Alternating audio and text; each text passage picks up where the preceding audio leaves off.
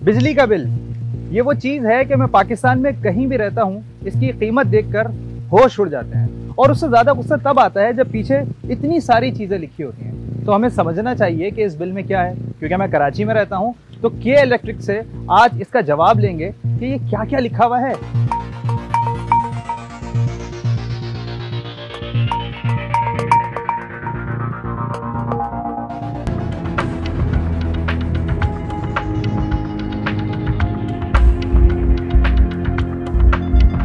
तो जी के इलेक्ट्रिक के ऑफिस में पहुंच गया हूँ इस बिल को समझने के लिए। तर्जुमान के इलेक्ट्रिक ओवैस मुंशी हमारे साथ हैं, तो उनसे समझते हैं कि बिल क्या है।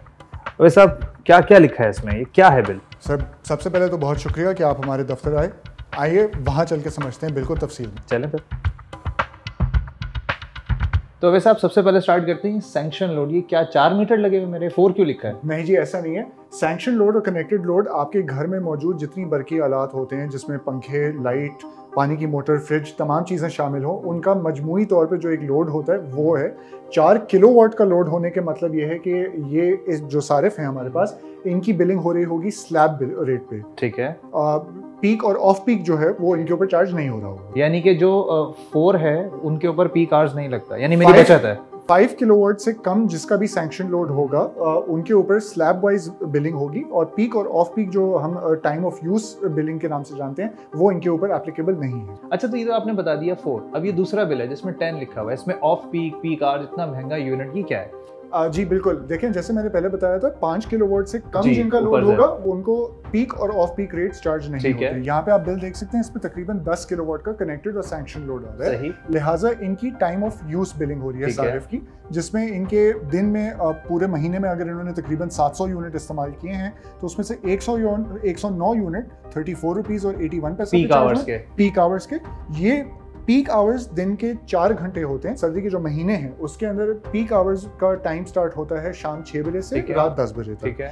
ये 1 नवंबर से लेकर 31 मार्च तक होता है। ठीक है। 1 अप्रैल से लेकर 31 अक्टूबर तक जो पीक आवर्स होते हैं वो 6:30 से 10:30 बजे होते हैं। चलें, अभी आते हैं ये नॉर्म, ये क्या है? नॉर्म का मतलब ये हुआ कि जी मीटर रीडर ने जो इनकी माहाना रीडिंग है वो बिल्कुल प्रोटोकॉल के तहत की, और इनकी मीटर रीडिंग के दौरान सारिफ के बिल में ना कोई मीटर पे ना कोई डिस्क्रिपेंसी पाई गई है, ना ही किसी किस्म की चोरी हो, ना ही किसी किस्म की जो है डिस्क्रिपेंसी हमें मिली हो। अच्छा, अक्सर ये तासुर होता है कि रीडिंग सही नहीं ली गई। यहाँ पे लिखा है 802, अब मैं कैसे समझूं कि मेरी रीडिंग सही है या नहीं? इस हवाले से यहाँ पे 8002 अगर करंट मंथ की रीडिंग है जो कि 21 अक्टूबर 2022 को ली गई है, तो साथ ही साथ नीचे बिल में मौजूद तस्वीर है जिसके ऊपर 8002 यूनिट नजर आ रहे हैं। इससे आप टैली कर सकते हैं। अगर किसी सारिफ को इस हवाले से कोई शिकायत हो तो वो फौरी तौर पर अपने करीबी IBC से राब्ता फर्क आ रहा है कि यहाँ कुछ और वहाँ कुछ और है। बिल्कुल फौरी तौर पे करीबी IBC से राब्ता करके इसको रेक्टिफाई भी करवा सकते हैं। अच्छा, दूसरा ये मेरे यूनिट्स हैं और ये मुझे 1 यूनिट, पहले तो भाई ऐसे होता था कि मेरे जो 300 यूनिट थे वो मुझे 13 रुपये समथिंग के होते थे, फिर 300 से ऊपर के जो यूनिट थे वो उसके पैसे अलग होते थे। अब तो आप पहला यूनिट ही 29 रुपये। बिल्कुल, जिस चीज़ की आप बात कर रहे हैं उसको स्लैब वाइज बिलिंग का नाम दिया जाता है, और ये पूरे मुल्क में यकसा एक पॉलिसी है जिसका तायुन नेपरा और हुकूमत पाकिस्तान करते हैं। ठीक है। जुलाई 2022 के अंदर नेपरा और हुकूमत की तरफ से जो नोटिफिकेशन दी गई है उसमें स्लैब्स जो है वो ख़त्म कर दिए गए हैं। हमने जैसे नोटिस किया कि इस बिल में 546 यूनिट इस्तेमाल हुए हैं, तो 546 यूनिट के हिसाब से जो एग्जैक्ट रेट है अब वो चार्ज होगा। ठीक है। पहले जो कह लें पिछले साल तक टैरिफ चेंज हुआ है अभी। जी, जो टैरिफ चेंज हुआ है, टैरिफ चेंज के हवाले से ये रेट्स अब इनको चार्ज हो रहे हैं जो कि 29 रुपीस के आसपास बन रहे हैं फी यूनिट। ठीक है, यानी कि जो लाहौर में रहता है वो भी यही इतने ही पैसे दे रहा है? बिल्कुल, चाहे आप कराची में रह रहे हो, चाहे आप इस्लामाबाद में रह रहे हो, चाहे कोयटा में रह रहे हो, पूरे पाकिस्तान में अगर आप बिजली का इस्तेमाल कर रहे हैं तो आपसे वसूल किए जाने वाले जो निर्ख हैं वो यकसा हैं और इनका तायुन हुकूमती का। चलें, ये तो यकसा हो गया। बिल्कुल। ये आपके यूनिफॉर्म के पैसे मैं क्यों दूँ? ये यूनिफॉर्म क्वार्टरली एडजस्टमेंट जी, ये भी एक अच्छा आपने सवाल पूछा। इसका तासुर जो है वो हम क्लैरिफाई कर दें। क्वार्टरली एडजस्टमेंट्स और फ्यूल चार्ज एडजस्टमेंट जो है वो नेपरा के कवायद ज़वाबित के तहत एक इनकी रेगुलर बुनियादों पर जो है समाअत होती है, और ये ऑपरेशनल एक्सपेंसेस या फ्यूल के एक्सपेंसेस या डिफरेंट इस तरह की जो कॉस्ट्स होती हैं उनका मजमूई तौर पे जांच पड़ताल की जाती है नेपरा की तरफ से, और फिर इनका इतलाक किया जाता है। सही।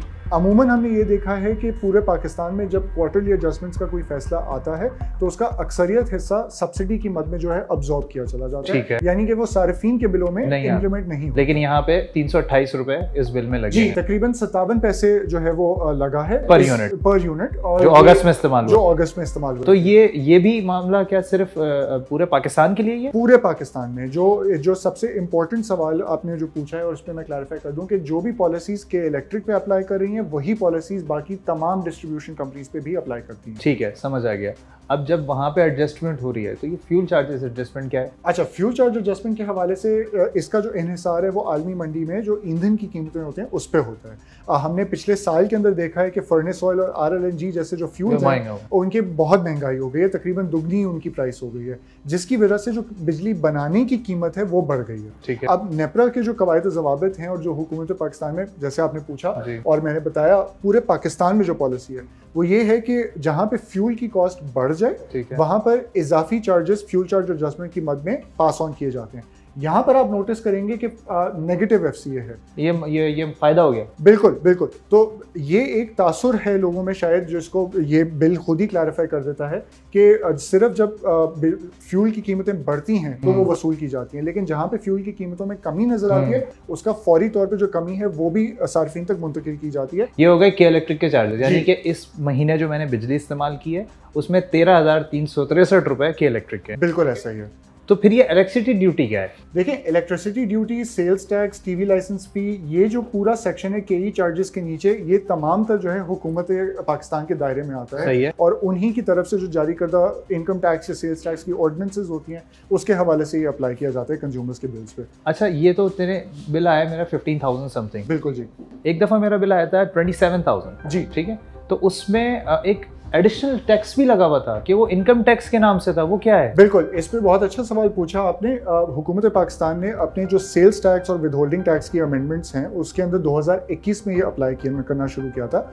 जिन रिहायशी सार्फिन के बिल्स 25,000 रुपए से ज्यादा किसी भी महीने में क्रॉस करें उन पे 7.5% तकरीबन विद होल्डिंग टैक्स लग रहा था। लेकिन ये सिर्फ उन पे लग रहा था जो इनएक्टिव नॉन फाइलर हों, यानी कि अगर आप अपने टैक्सेस बाकायदगी से हर साल जमा करा रहे हैं तो आप अपने रिकॉर्ड्स फौरी तौर पे के इलेक्ट्रिक के साथ अपडेट करवाएं। आपका शनाख्ती कार्ड नंबर के इलेक्ट्रिक के बिल में अपडेट हो जाएगा और फाइलर होने की हैसियत में मेरा एक सवाल है। बिल्कुल। मिसाल के तौर पे मैं तो किराए पे रहता हूँ, मेरा मालिक मगर फाइलर नहीं है, तो इसमें मेरा क्या कसूर है? ये भी बहुत अच्छा सवाल पूछा आपने और इसका बहुत आसान सोल्यूशन है। देखें, आपके शनाख्ती कार्ड पे अगर जो परमानेंट एड्रेस या टेम्परेरी एड्रेस के इलेक्ट्रिक के बिल पे मौजूद एड्रेस से मैच करता है, ठीक है, तो आप अपने शनाख्ती कार्ड की डिटेल्स के इलेक्ट्रिक को प्रोवाइड करके अपना नाम अपडेट करवा सकते हैं। और अगर आप फाइलर हैं तो आपको ऑटोमेटिकली विद होल्डिंग टैक्स से एग्जम्पशन, यानी कि बिल के ऊपर मालिक का नाम भी लिखा होगा कि जो बिल है किसके नाम पे और यूजर कौन है, इस तरह। बिल्कुल ऐसा ही है। तो आपने तो ये बिल मुझे समझा दिया, अभी ऐसा ही रहेगा, ऐसा ना हो ये चेंज तो नहीं हो जाएगा? अच्छा, देखिए, माहौलियाती तब्दीली के हवाले से के इलेक्ट्रिक जो है वो काफ़ी अपने इकदाम उठा रहा है, क्योंकि क्लाइमेट चेंज एक ऐसी चीज़ है जो हर सारिफ को और हर इदारे को इम्पैक्ट कर रही है। इस हवाले से हमारे प्लान्स में है कि हम एक नया बिल मुतारफ करें। इस नए बिल का सुन के लोग शायद डर जाएं, मैं भी डर रहा हूं, लेकिन परेशान होने की बात नहीं है। नया बिल मुतारफ कराने का मकसद ये है कि इसमें हम इसका साइज थोड़ा सा चेंज कर रहे हैं। अच्छा। लेकिन जितनी इन्फॉर्मेशन मैंने आपको समझाई है, जिस तरह से इसका लेआउट है, हिस्सा इसी तरह रहेगा। ये तमाम इन्फॉर्मेशन इसी तरह से इसी सेगमेंट के अंदर आपके नए बिल में भी आपको जल्द जो आने वाले महीनों में आपको मौसूल होगा उसमें इसी तरह से मौजूद होगी। Thank you so much Uwais sahab, बहुत शुक्रिया।